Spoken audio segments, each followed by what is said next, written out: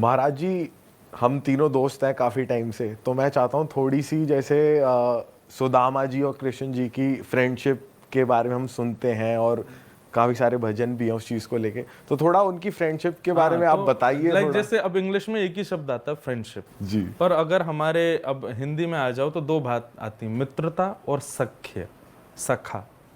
जैसे अभी आप वृंदावन आने लग जाओगे तो वृंदावन में आप कहोगे ये मेरो सखा है भैया, ये मेरो सखा। वहां मित्र शब्द का प्रयोग नहीं होता। मित्र और सखा में अंतर बहुत बड़ा होता है। मित्र मतलब यदा कदा मिलती, कभी कभी मिले, काम पड़ने पर मिले, वो मित्र है। पर आप तीनों को देख के कैसे, आप तीनों मित्र नहीं हो, सखा हो। वो सखा कौन? वो संग खाए, संग ही रहे, संग ही सोवे, संग ही सब काम करे। मतलब तीन देह हैं, प्राण लेकिन एक ही हैं तीनों के, तो इसको सखत्व कहते हैं। ऐसे सखा थे श्री कृष्ण और सुदामा। उनकी एक कथा बहुत सुंदर आती है कि सुदामा जी एक झोपड़ी में रहते हैं और कृष्ण सोने की नगरी में रहते हैं। ऐसा कैसे?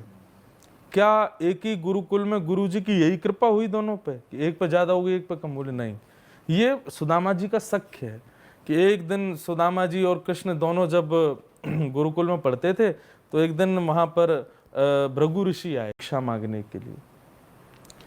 तो माँ, जो गुरु माँ थी, उन्होंने 2 पोटलियों में चने रखे, पर उन्होंने सोचा कि इनको तो कहीं भी भिक्षा मिल जाएगी, अब वो चने मैंने कृष्ण सुदामा के लिए रखे, दोनों वन में जाएंगे, भूख लगेगी, खा लेंगे, इनको क्यों दूं?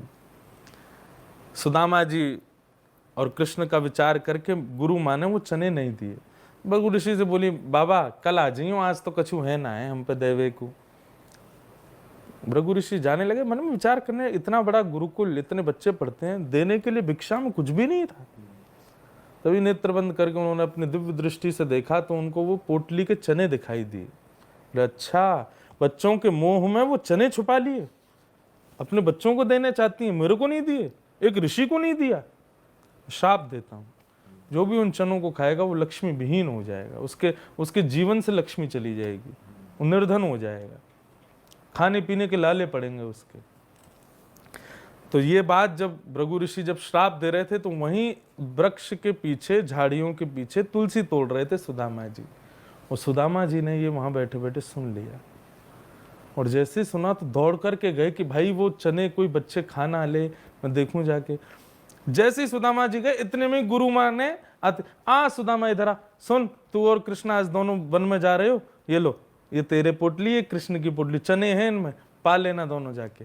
तो सुदामा जी वहीं निर्वाक हो गए, बोले कि अरे ये तो मेरे और कृष्ण के लिए ही थे। सुदामा जी चाहते तो कहीं फेंक सकते थे, लेकिन उनका था कि कहीं फेंक दिए, अंकुरित हो गए, किसी और ने पा लिए तो निर्धन हो जाएगा, और कृष्ण ने पा लिए तो मेरा सखत्व कैसा कि मैं जानते हुए भी अपने सखा को खिला दूं। तो सुदामा जी ने मौका पाया। ठाकुर जी पेड़ पे चढ़ने में थोड़े कमजोर हैं, सुदामा जी जल्दी चढ़ जाते हैं। एक जगह कहीं पेड़ दिखा बढ़िया सा, ठाकुर जी चढ़ गए, वो सुदामा जी चढ़ गए। ठाकुर जी बोला, रुक जा भैया, मैं हूं, आ रहा हूँ, वो मैया ने चने दिए, दोनों संग में पामेंगे। लेकिन सुदामा जी ने दोनों पोटलियां खोली, एक पोटली खा गए, भर ली मुंह में, नेत्रों से आंसू गिरते जा रहे हैं। ठाकुर जी कोसते जा रहे हैं, अरे सुदामा कहा कर रहो भैया, मेरे उच्चना है, उन्हें मत खावे। लेकिन जैसे जैसे ठाकुर जी ऊपर चढ़े, दूसरी पोटली खोल के भी सुदामा जी ने पा ली।